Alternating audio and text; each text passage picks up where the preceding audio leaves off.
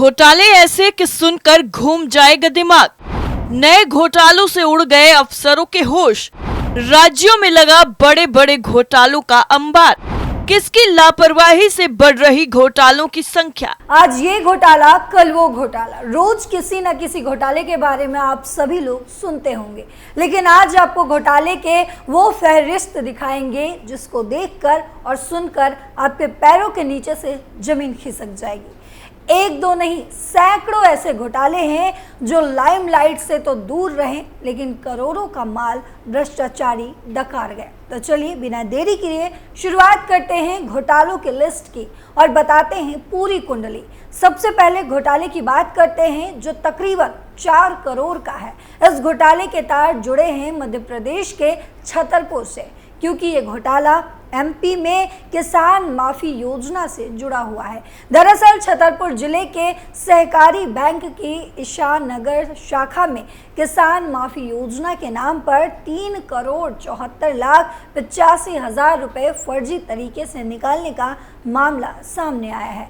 इस घोटाले में बैंक मैनेजर की शिकायत पर तत्कालीन बैंक मैनेजर समेत 8 लोगों पर मामला दर्ज हुआ। वहीं जांच में दोषी पाए जाने पर तत्कालीन ब्रांच मैनेजर विवेक भारती, सहायक सुनील शुक्ला, कंप्यूटर ऑपरेटर पारस जैन सहित समिति प्रबंधक शिव पूजन शुक्ला, उत्तम तिवारी, घनश्याम तिवारी, रनमत सिंह और राजेश यादव को सस्पेंड भी किया गया है।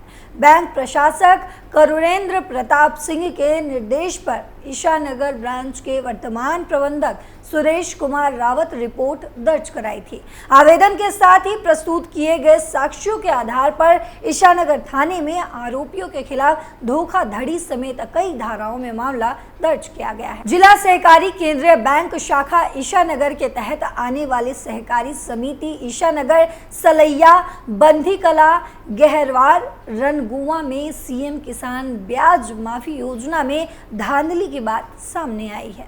3,74,00,000 रुपए का फर्जीवाड़ा करने का आरोप। वही आरोप है कि सभी आरोपियों ने मिली भगत से किसानों के फर्जी खाते खुलवाए और राशि उन खातों में डाल दी। इसके अलावा अन्य खातों में इस राशि को आरटीजीएस के माध्यम से दूसरे खाते में डाल दिया गया। इस तरह लगभग 3,74,85,000 रुपए का कर्मचारियों ने बंदर बांट करवा दिया। वहीं सहकारी समिति ईशानगर के प्रबंधक शिव पूजन शुक्ला ने कहा, मेरे ऊपर जो एफआईआर हुई है वो गलत हुई है। मैंने पैसा निकाला था और फिर जमा कर दिया था। पूरे जिले की अधिकांश सोसाइटी में इस तरह से हुआ है, लेकिन मेरे ऊपर जो कार्रवाई हुई है वो साजिश है।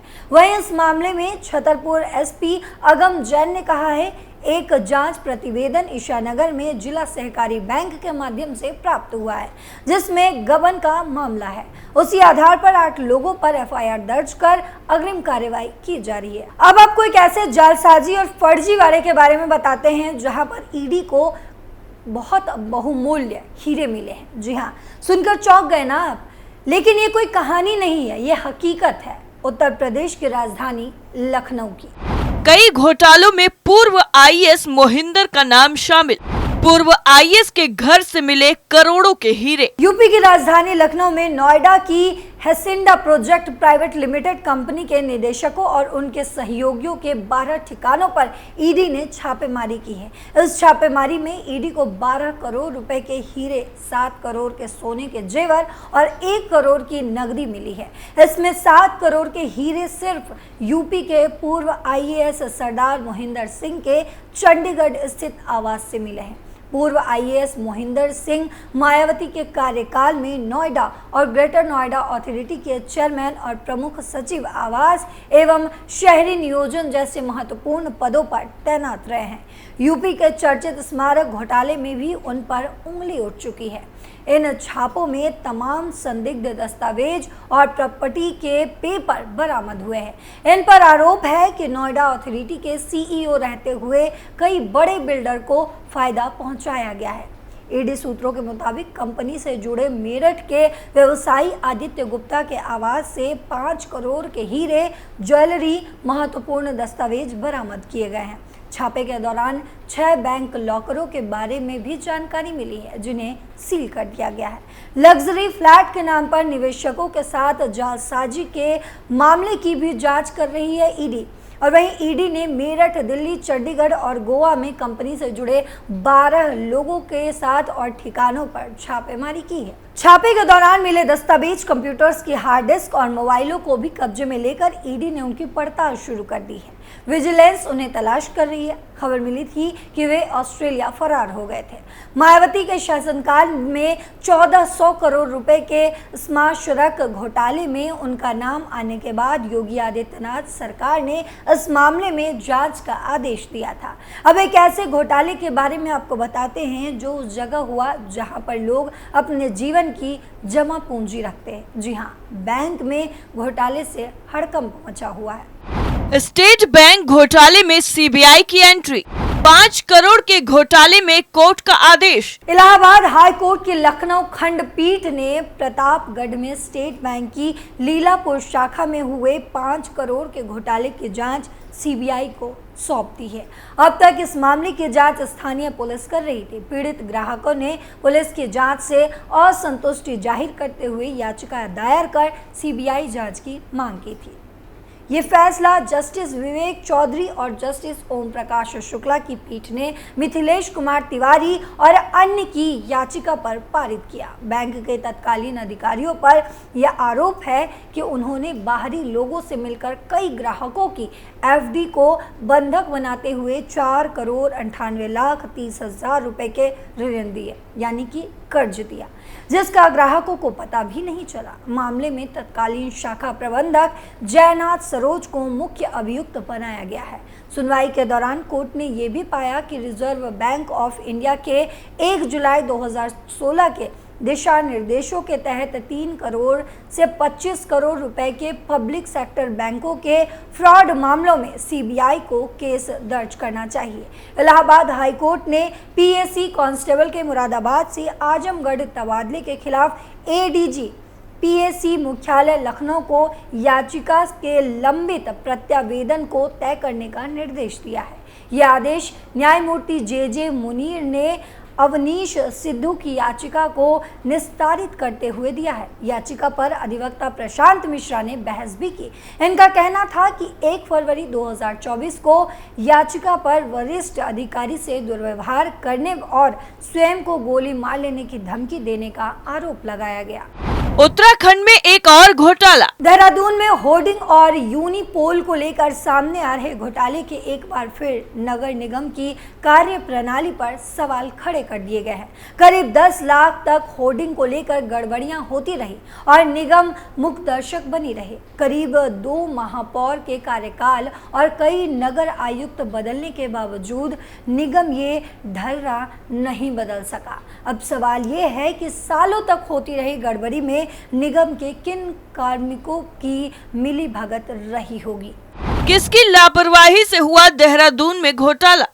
10 साल तक कैसे किसी को नहीं लगी भनक? होर्डिंग कारोबार में नगर निगम के बड़े अधिकारियों की भूमिका हमेशा सवालों में रही है। होर्डिंग कंपनी से साठ गांठ कर ट्रेडर आवंटन हो या फिर शहर में अवैध होर्डिंग पर कार्रवाई से हाथ पीछे खींचने का मामला हो, यही वजह है कि सालों तक शहर में होर्डिंग के नए टेंडर ही नहीं हुए। साल 2015 में शहर की 191 साइटों के लिए तत्कालीन महापौर विनोद चमोली के कार्यकाल में 2 सालों के लिए टेंडर हुए।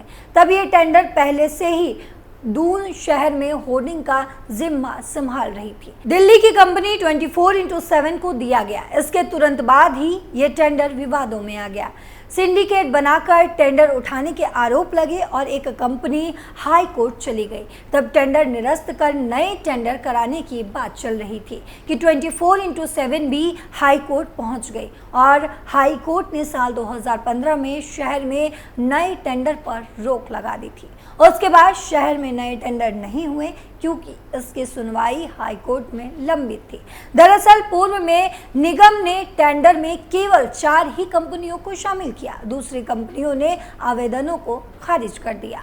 100 करोड़ की स्कॉलरशिप हड़प गए घोटालेबाज। इतना ही नहीं, यूपी से अभी कुछ वक्त पहले एक हैरान कर देने वाला मामला सामने आया है, जिसके बाद आरोप लगा है कि यूपी शिक्षा विभाग के 3 अधिकारी और दिव्यांग कल्याण विभाग का एक बड़ा अधिकारी जांच में फंसने क्या लगा, एसआईटी की जांच ही थमसी गई। निम्न वर्ग और दिव्यांग छात्रों की 100 करोड़ से ज्यादा के छात्रवृत्ति के फर्जीवाड़े की जांच में 3 अफसरों और रसूख वाले 2 कॉलेजों के चेयरमैन प्रबंधक का नाम सामने आया था। एसआईटी के तीनों अफसरों को नोटिस देने की तैयारी तक कर ली गई थी। एक नोडल अधिकारी और 2 जिलों के DIOS से पूछताछ भी हो गई थी, लेकिन बाद में अचानक सारी कार्रवाई सुस्त पड़ती चली गई। अफसरों का नाम आया कि थम गई जांच। इस मामले में ईडी ने पिछले साल 16 अगस्त को पहली गिरफ्तारी की थी। जांच ने तेजी पकड़ी तो शासन के आदेश पर पिछले साल जेसीपी उपेंद्र कुमार अग्रवाल के नेतृत्व में 3 सदस्यीय एसआईटी बनाए गए।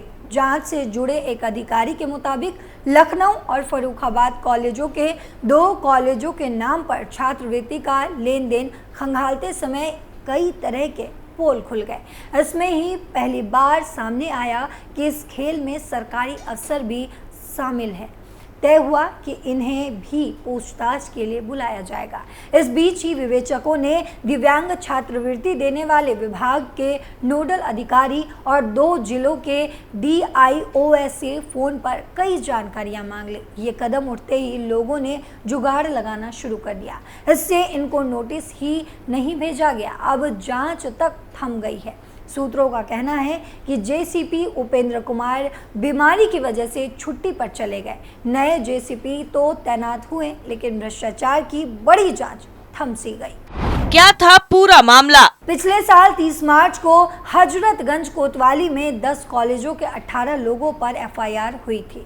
इसमें कई कॉलेजों के प्रबंधक, चेयरमैन और प्रिंसिपल नामजद किए गए थे। इनमें प्रमुख थे SS institute of management Mampur, Oregon educational society Vikasnagar, Hygia college of pharmacy, Hygia institute of pharmacy, central institute of pharmacy, Lucknow institute of management and education.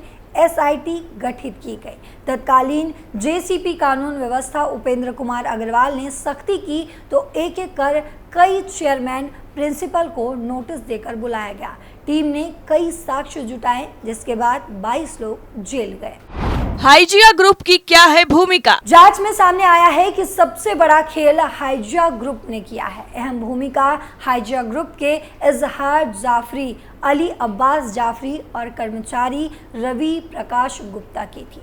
पहली चार्जशीट में इन तीनों के अलावा JP वर्मा इंटर कॉलेज के Vivek, Yashwant Singh, RPP inter college के अभिनव कन्नौजिया के बयान से कई साक्ष्य पेश किए गए हैं। यह चार्जशीट 30 अगस्त 2023 को दाखिल की गई थी।